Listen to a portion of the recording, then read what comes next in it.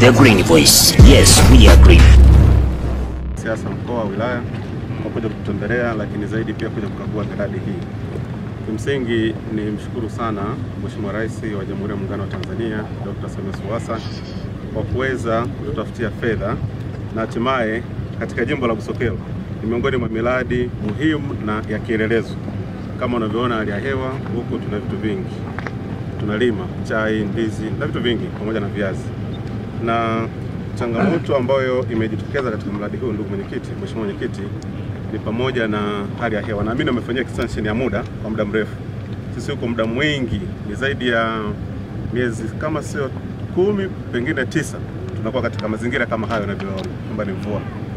Lakini jambo ambalo nitaka nitoe wito kwa mkandarasi, licha kwamba mradi unaelekea mwisho, changamoto ya wananchi kupata nafasi katika miradi kama hii imekuwa ni mtihani, kwa maana ya zile tunaita kwanza CSR, lakini pili tuna wale vijana ambao labor base kwa Kiingereza, lakini kwa Kiswahili unaweza kusema wafanyakazi kutoka ajira ndogo ndogo. Sawa kabisa.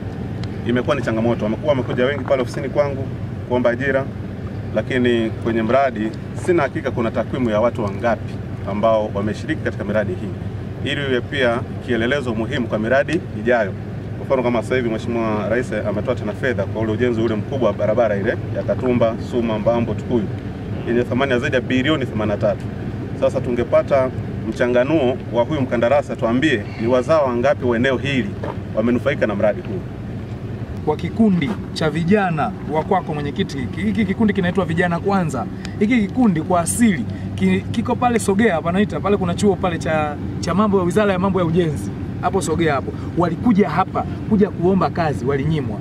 Ndugu mwenyekiti, kwenye programu ya ufundi stadi inayotoka kwenye ofisi ya Mheshimiwa Waziri Mkuu, vijana wengi waliopata nafasi ni wa vijana wa hapa Busokelo. Kakosa na kibaya zaidi, mkandarasi mmoja anasema, mnasemaje kuhusiana na swala la mzawa? Sisi tumefanya miradi mingi sehemu nyingine, kwa hiyo mtu wa Iringa sio mzawa. Ni kweli, definition ya mzawa maana yake ni Mtanzania, lakini tunachomaanisha lazima hapa sisi tuna watoto, tuna vijana wetu wa hapa, hizi fursa ndogo ndogo, sawa. Na wao wakasema sisi tuna uzoefu na miradi, tumeshafanya miradi mingine mingi sehemu nyingine, kwa hiyo kuna madereva wetu tumeshawaamini, tumetoka nao huko, sawa. Lakini kweli unamtoa dereva Singida, hata kama umefanya mradi siku moja Singida au Manyara au mkoa mwingine, sawa, sisi sote ni Watanzania.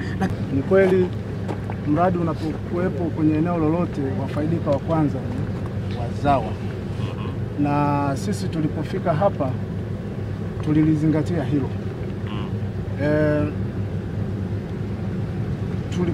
Kuna kazi za aina mbili, kuna kazi za wataalamu afu kuna hizi kazi za kawaida. Wataalamu mara nyingi kwa maeneo kama haya huwezi kuwapata. Kwa hiyo kwa mfano madereva pamoja na mainjinia na mafundi, lakini vibarua hizo nafasi tulizitoa.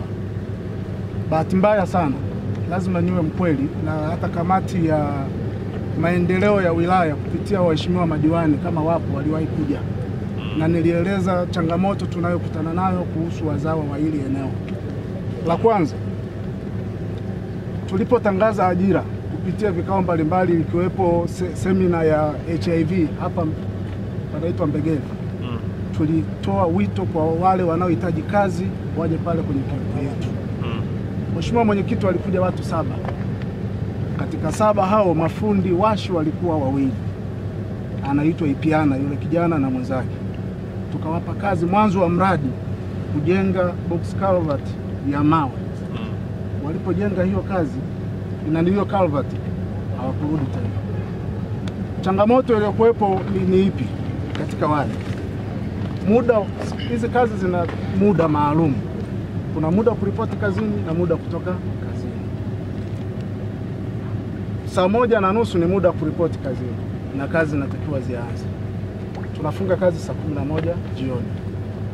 Anafanya kazi inafika mida ya saa 4 saa 5. Huyo mtu anakupa taarifa, bwana nina mgonjwa na nguruwe wangu kuna shida. Wale watu 7 tuliokuwa nao mwanzoni mwa mradi, tuliobaki nao sasa hivi tuna watu kama 5. Na miongoni mwao ni wanawake ambao ni wapishi.